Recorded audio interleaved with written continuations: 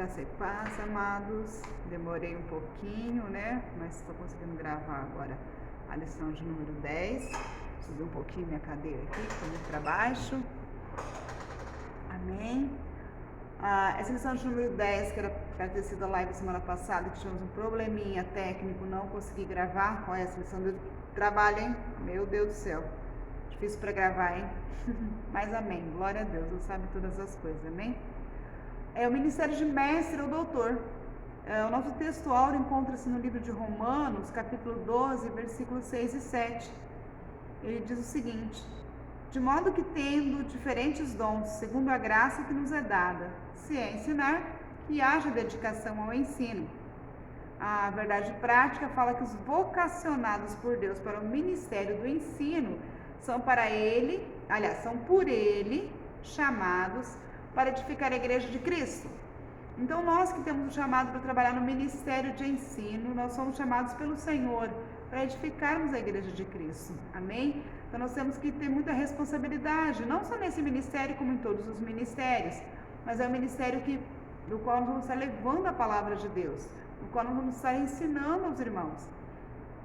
E se ensinarmos errado por negligência, por não estudarmos, por não nos dedicarmos, não termos uma vida de oração, uma vida de jejum, uma vida de estudo da palavra, Deus vai cobrar de nós. Porque a palavra de Deus diz que quanto mais lhe é dado, mais lhe é cobrado. Amém? A nossa leitura bíblica em classe está no Evangelho de Mateus, capítulo 7, versículos 28 e 29, depois lá no livro de Atos, capítulo 13, 1, Romanos 12, 6 e 7 e Tiago 3, 1. Então vamos lá, Evangelho de Mateus, capítulo 7, versículo 28 e 29. E aconteceu que, concluído Jesus este discurso, a multidão se admirou da sua doutrina, porquanto os ensinava com autoridade e não como os escribas. Agora Atos 13, 1. Na igreja que estava em Antioquia havia alguns profetas e doutores, a saber, Barnabé e Simeão, chamado Níger, e Lúcio, Cirineu, e Manaém, que fora criado com Herodes, o tetrarca, e Saulo. Romanos 12, 6 e 7. De modo que, tendo diferentes dons segundo a graça que nos é dada, se é profecia, seja ela segundo a medida da fé. Se é ministrar, seja ministrar. Se é ensinar, haja dedicação ao ensino. E Tiago 3, 1. Meus irmãos, muitos de vós não sejam mestres, sabendo que receberemos mais duro juízo. Amém?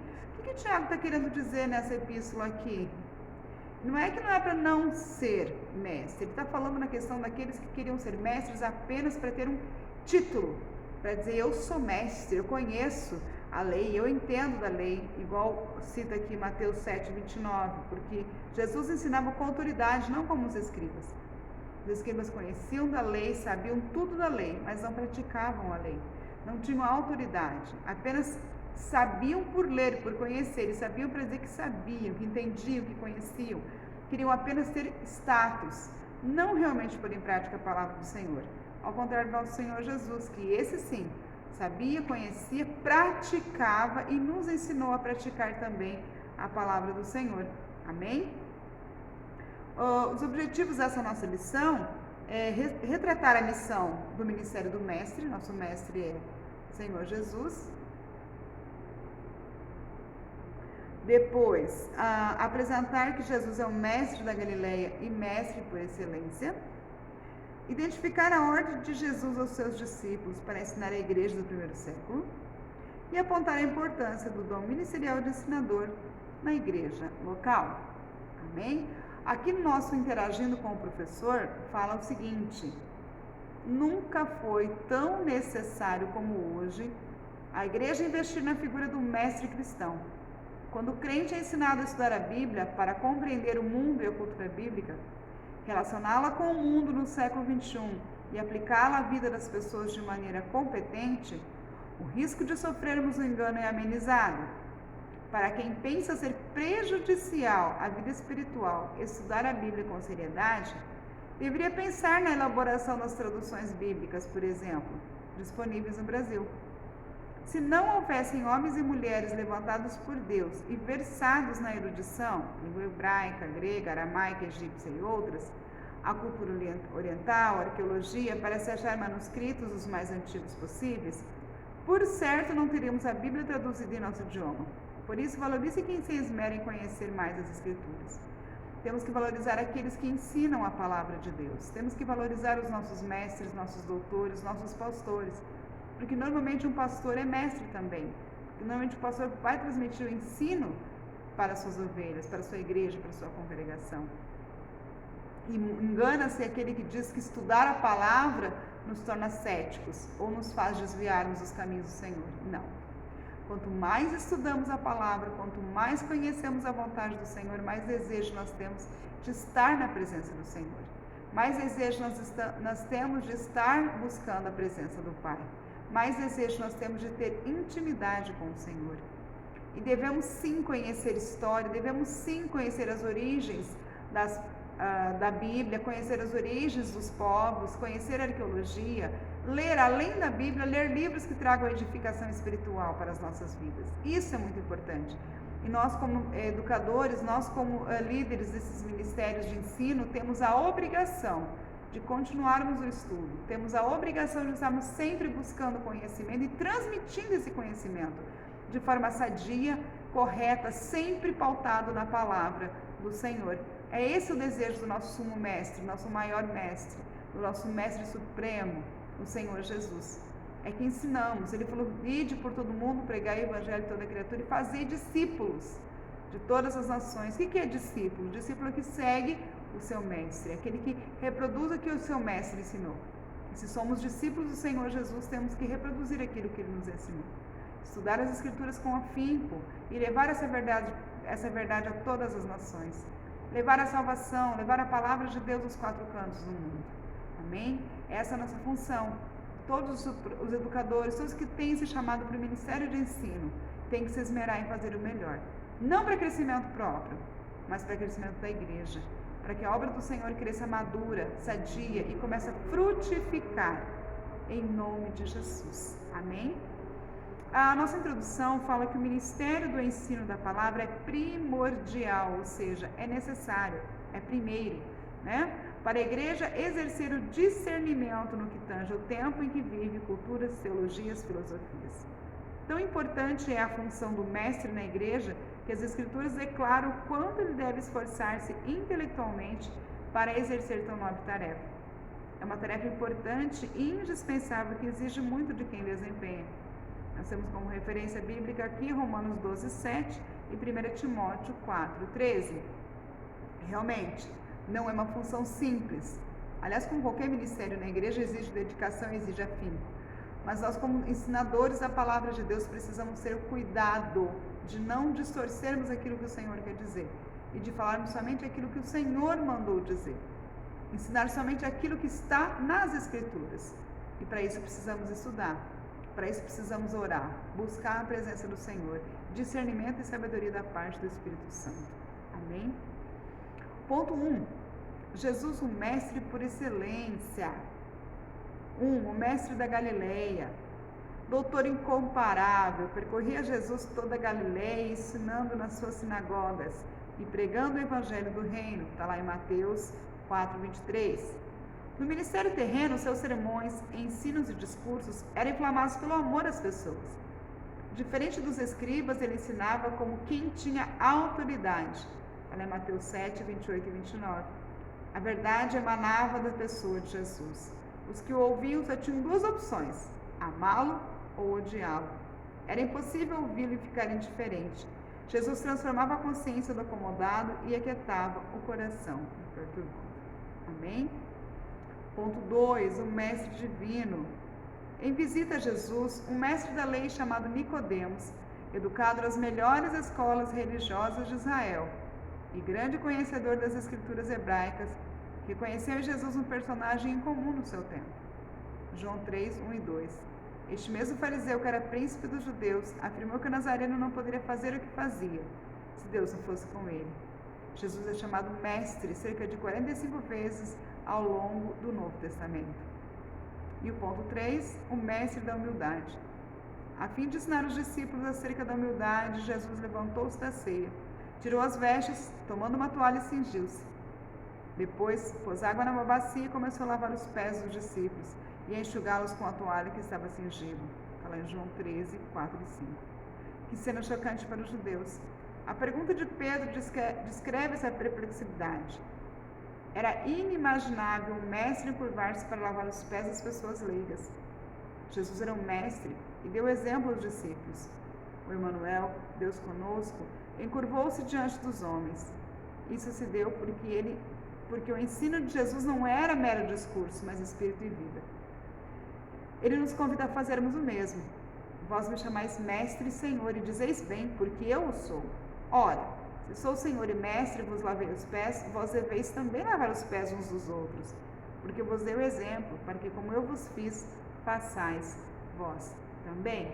Amém? Vamos fazer um breve comentário aqui, então, na introdução deste ponto 1, para entendermos melhor. Aqui na introdução, o escritor nos fala que tão importante é a função do mestre na igreja, né? Que as escrituras declaram que temos que nos esforçar. Mas ele fala aqui que o ministério do ensino da palavra é primordial para exercer o discernimento no que tange ao período que vivemos atualmente. Amados, os sinais dos tempos estão aí.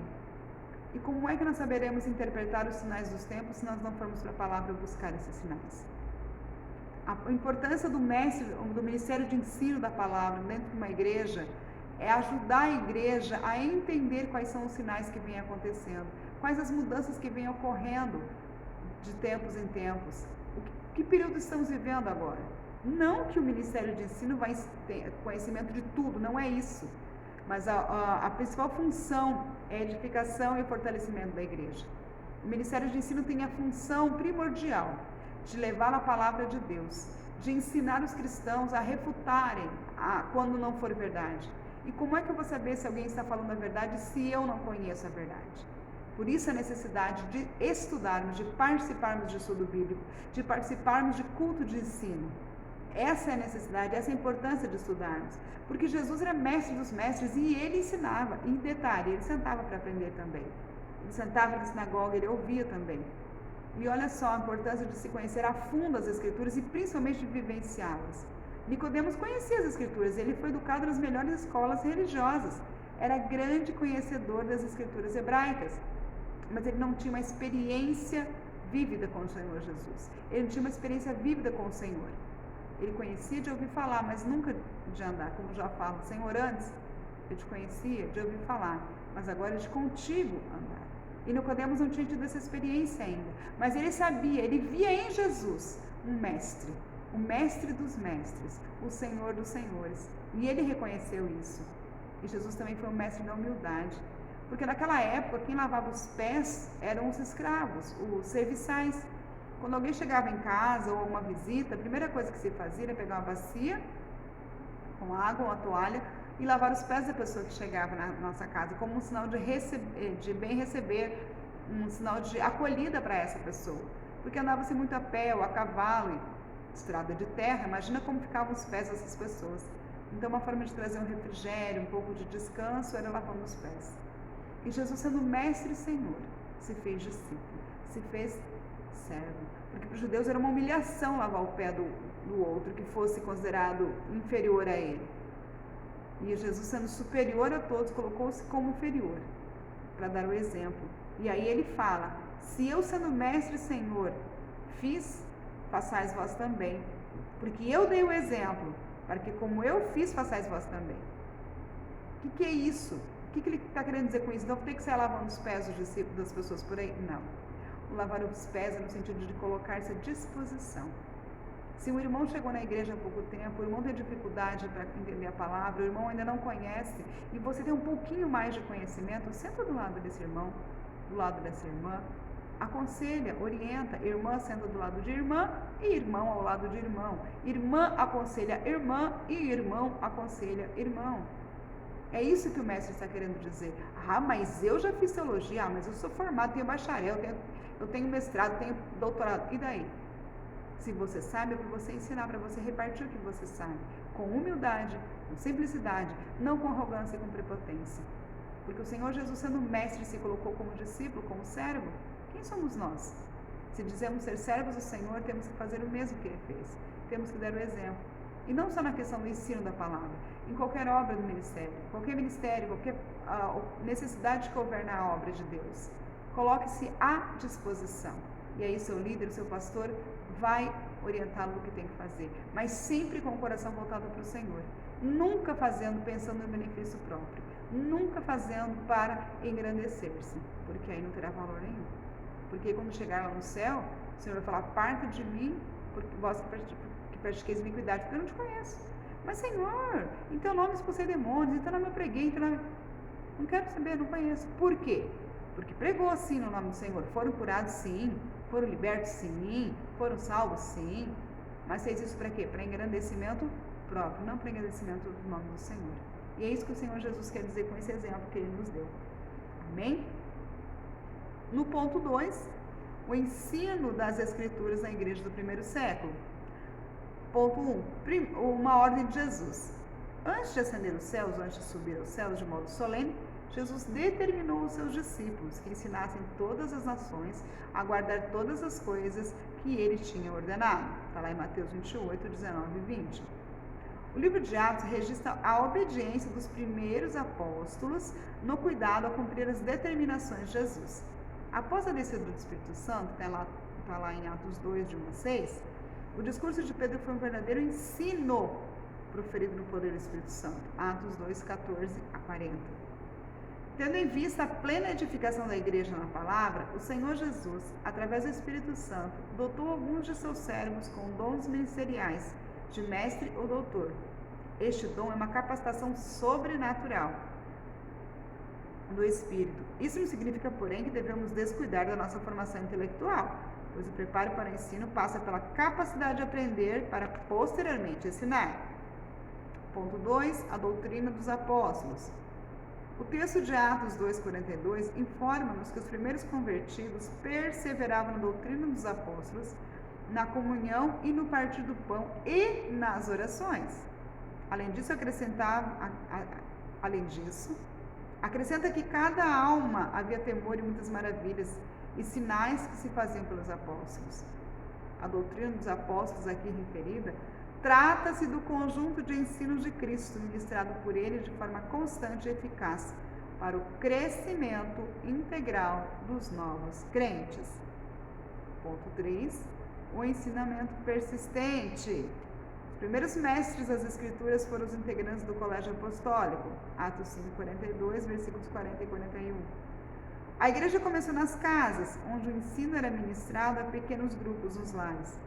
Falando aos anciões em Éfeso, o apóstolo Paulo mostrou-se como um verdadeiro mestre que ensinava publicamente e pelas casas, testificando tanto aos judeus como a gregos a conversão a Deus e a fé em nosso Senhor Jesus.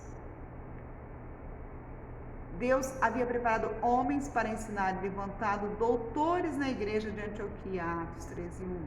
O Pai Celestial igualmente deseja levantar mestres em sua igreja. Vivemos dias em que o ministério nunca foi tão necessário. Amém? Então vamos entender um pouquinho. Primeiramente, uma ordem do Senhor Jesus. Amém? Antes de ele subir aos céus, ele falou, solenemente determinou aos seus discípulos que ensinassem todas as nações a guardar todas as coisas que ele havia ordenado. Então esse é um mandamento, um imperativo, uma ordem. Ah, mas eu não tenho vocação para professor. Amém. Nem todo mundo é vocacionado para ser mestre, para trabalhar no Ministério de Ensino. E nem todos que são pedagogos ou que gostam de dar aula têm o chamado para o Ministério de Ensino. Também não quer dizer isso. Tem talvez facilidade para ensinar. Mas isso aqui, o fato de você ter um chamado para o Ministério de Ensino, não significa que podemos descuidar da nossa intelectualidade. Há alguns que utilizam um texto da passagem da palavra que fala que a letra mata e o espírito vivifica. Quando Jesus faz essa afirmação, ele está falando em relação aos fariseus, que sabiam muito, conheciam as Escrituras, usavam as Escrituras a favor e em benefício próprio, para cobrar os menores, mas não para a salvação. Ele fala no sentido de estarmos aliados, o Espírito e a palavra tem que andar em conjunto. Nós temos que conhecer as palavras, sim, precisamos estudar, sim, mas devemos vivê-las através do Espírito Santo de Deus, no dia a dia. Amém? E a doutrina dos apóstolos era o quê? Era o conjunto dos ensinamentos que Jesus havia deixado. E hoje nós temos essa doutrina, esse conjunto de ensinos que Jesus nos deixou, compilados na Bíblia. Então, vamos lá, estudar a palavra de Deus, buscar a direção de Deus, buscar discernimento e ajudar o nosso irmão que está do nosso lado, que talvez não tenha o mesmo tempo de caminhada que nós temos, que talvez não tenha a mesma facilidade de aprendizado que nós temos, sempre com humildade, sem prepotência e sem arrogância, sempre pensando que a outra pessoa é mais importante do que nós. Amém? Ensinamentos persistentes. Como assim ensinamentos persistentes? Não para, continua até que a pessoa aprenda. É como diz a palavra, ensina a criança o caminho que deve andar e mesmo depois de grande não se desviará dele. O que é ensinar? Vocês falam uma vez, a pessoa já aprende? Você fala duas, a pessoa já aprende? Não. Às vezes a necessidade de persistir por mais vezes naquela mesma tecla até que a pessoa venha entender. Mas sempre com amor, com carinho, com mansidão e buscando a direção do Espírito Santo. E buscando, orando por aquela pessoa pela qual você está ministrando e ensinando a palavra. Para que o Espírito Santo venha dar o entendimento a ela. Então é um trabalho árduo e contínuo.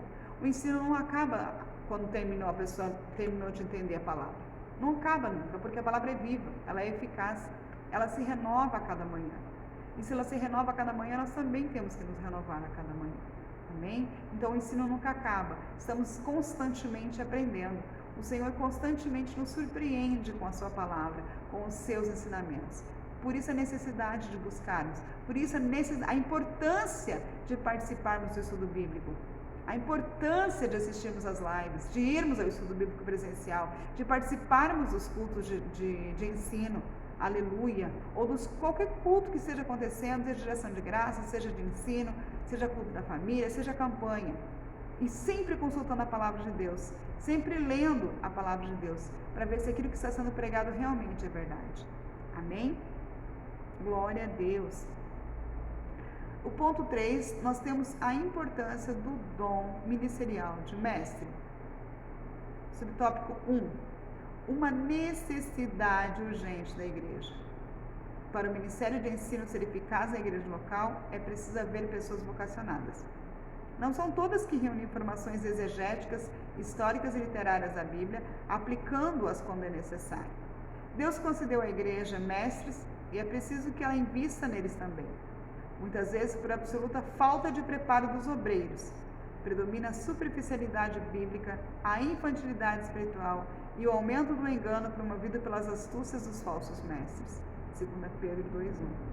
Este dom do Senhor é para a igreja amadurecer em todas as dimensões da vida cristã, e ao mesmo tempo em que desmascar os falsos ensinos. Glória a Deus que na nossa igreja, nossos pastores apoiam o ministério de ensino. Eu não sou mestre, estou muito longe de chegar a ser mestre. Para ser mestre tem vários quesitos, várias qualidades aqui que são necessários. Amém? Tenho buscado, tenho esses requisitos, alguns tenho sim, com certeza. Mas eu não me considero mestre, não. Eu sou comissionada para o Ministério de Ensino. Colaboro com o Ministério de Ensino. Mas aí a ser mestre, estou longe ainda de ser mestre. Preciso muito ainda. Preciso aprender muito com o mestre dos mestres. Mas infelizmente temos visto igrejas que não apoiam o Ministério de Ensino, que acham que não há necessidade de se ter um estudo bíblico. Amados, a palavra está falando aqui que nós precisamos, porque quando os obreiros estão preparados, quando a igreja está preparada, não é qualquer coisinha que você vai engolir. Não é qualquer um que venha pregando a palavra aí de qualquer jeito, falando bonito, que você vai aceitar. Você vai refutar, você vai pesquisar dentro da palavra, você vai, opa, peraí, isso aqui não é na palavra de Deus. Opa, Jesus não iria falar isso. O Senhor não iria colocar dessa maneira.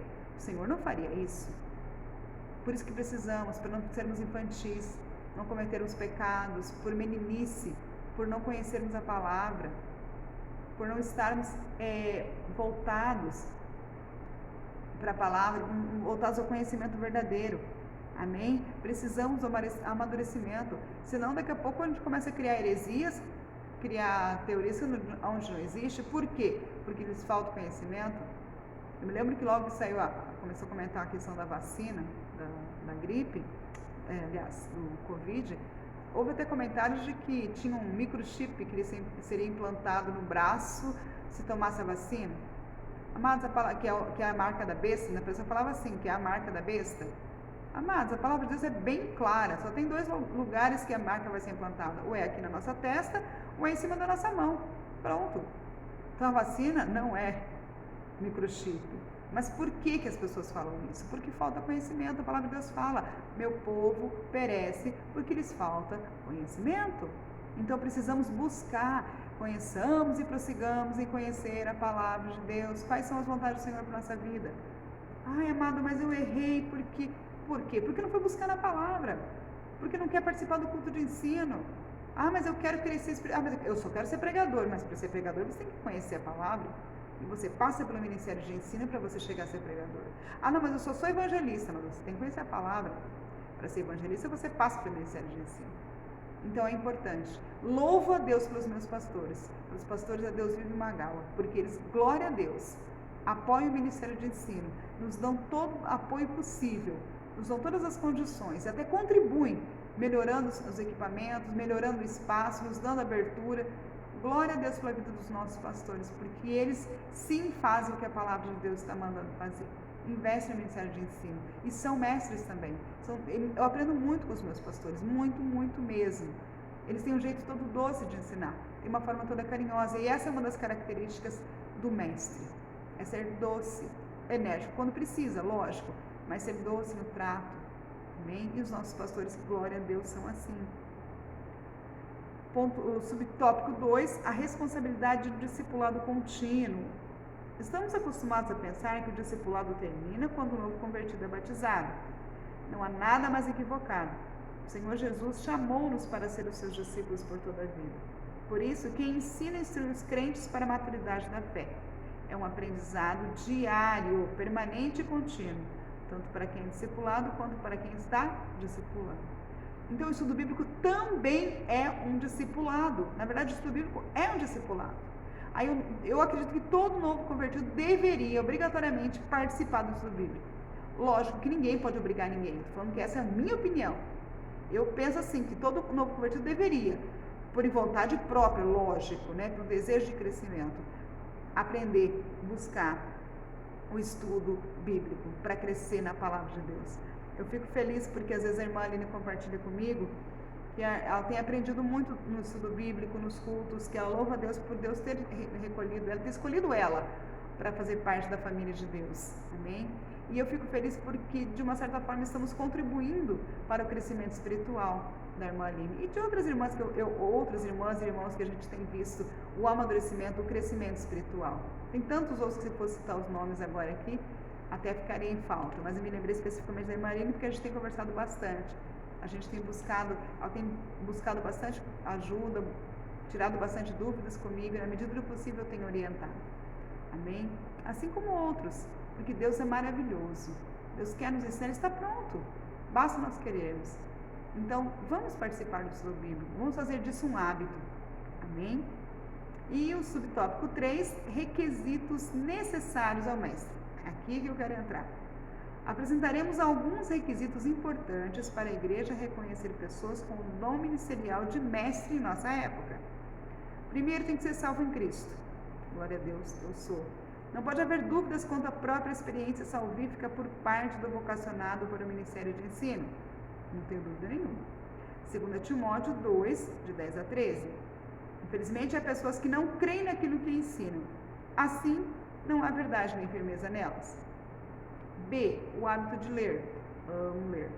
Em nosso país, a leitura é um problema cultural. E, infelizmente, é verdade. O povo brasileiro não tem o hábito de leitura. São poucos o que tem. Se as pessoas leem pouco, a igreja pouco lerá. Glória a Deus que o nosso pastor ama ler também. Entretanto, como ensinaremos se não lermos? O hábito da leitura era levado a sério no ministério do apóstolo Paulo. Está na 1 Timóteo 4,13 e 2 Timóteo 4,13. Então, olha, o hábito da leitura é levado a sério pelo ministério do Paulo.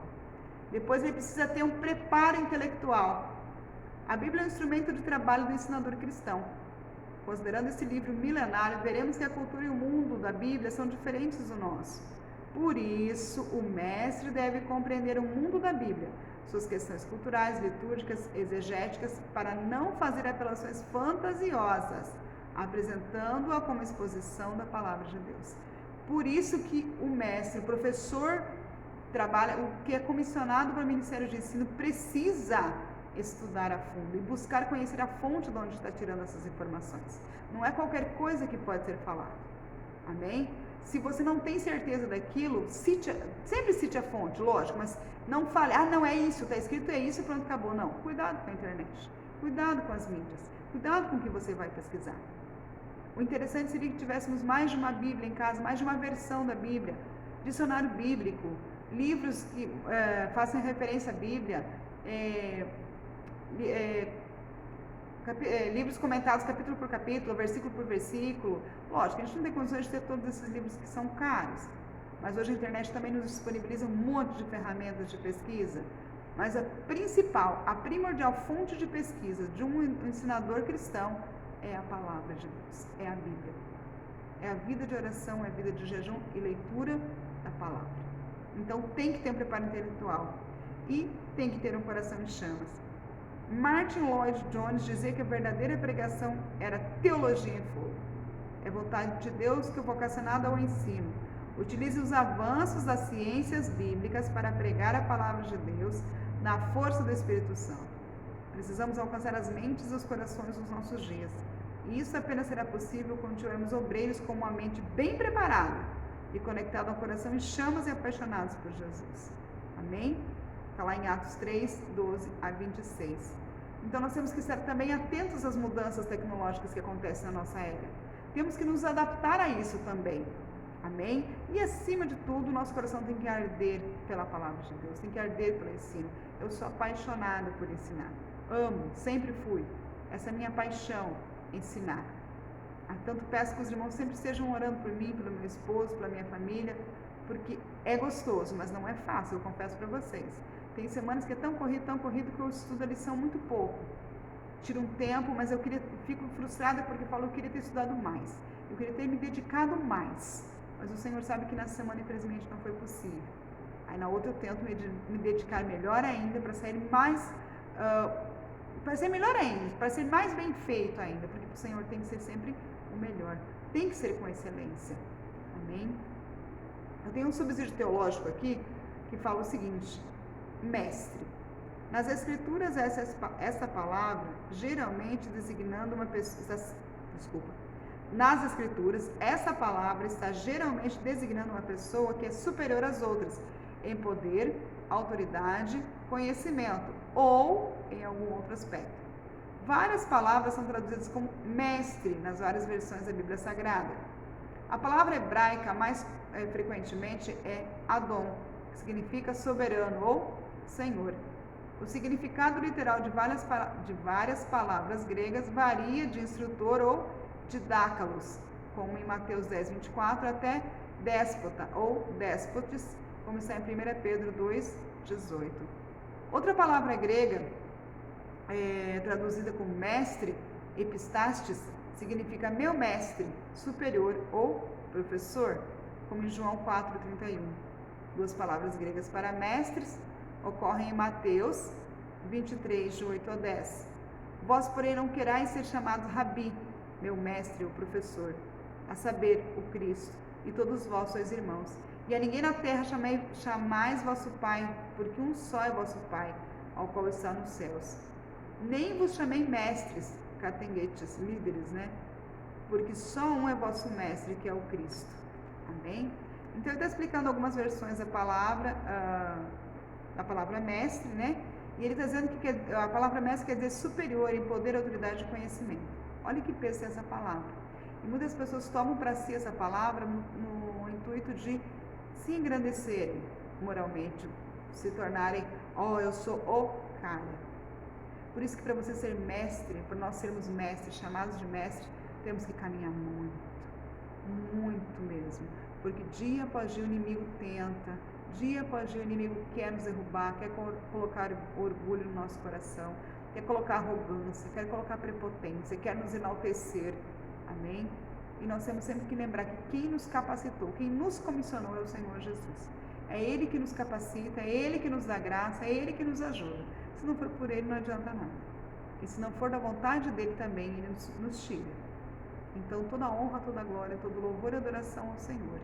Glorifico a Deus por ter me dado a graça de participar do ministério de ensino de uma igreja, de um ministério sério, de uma igreja séria, que prega e propaga a palavra do Senhor, de uma igreja que se preocupa com os princípios éticos e cristãos, uma igreja que se preocupa com a moral, com os bons costumes, de uma igreja que se preocupa com o ser humano, que trata o ser como ser, que trata o outro como um servo de Deus mesmo, como um filho do Deus Altíssimo. Uma igreja que abraça, que acolhe, que corrige, que educa, mas que acima de tudo ama. Uma igreja que ensina, que disciplina, mas que acima de tudo acolhe. Louvo a Deus por fazer parte deste ministério.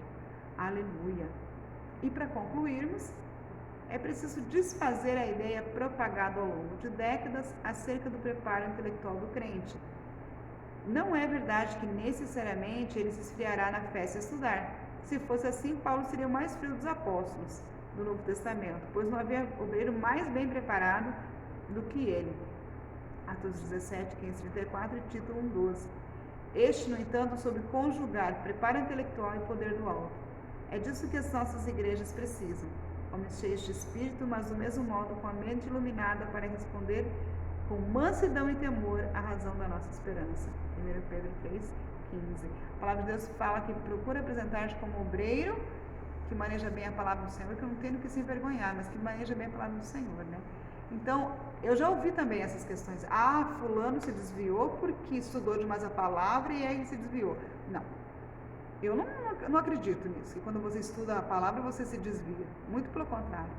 Quanto mais você estuda a palavra, mais você quer estudar. Mais você entende, mais você busca, mais você tem sede, mais você tem anseio. E mais você fica temeroso, mais você quer fazer as coisas da maneira correta. Menos você peca e mais você se consagra. Então eu acho isso uma inverdade. Se você estudar a palavra, você vai ficar frio, vai perder a fé. Muito pelo contrário. Eu sinto muito, mas já ouvi igrejas que pregam isso. Não precisa estudar a palavra, só o pastor tem que saber. Não. Porque se nós não soubermos, não conhecemos a palavra, vamos ser como a folha que o vento leva. Vamos ser como crianças levadas. Uma criança, você fala, vai ali, faz aquilo, ela não tem conhecimento, ela vai fazer. Porque ela confia naquele adulto, ela confia naquele que está orientando ela. E assim são os novos convertidos, assim são os membros da igreja.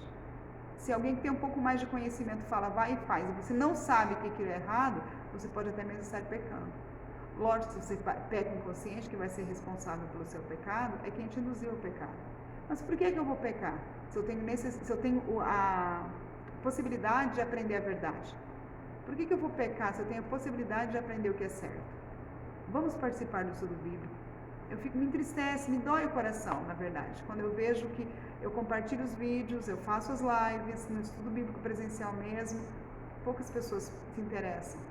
Porque é sacrificante? É cansativo? Eu confesso que tem dias que eu não tenho vontade de chegar em casa, ficar em casa e não fazer nada. Mas aí eu me lembro do chamado que o Senhor tem para a minha vida, para a vida do meu esposo, para a minha família.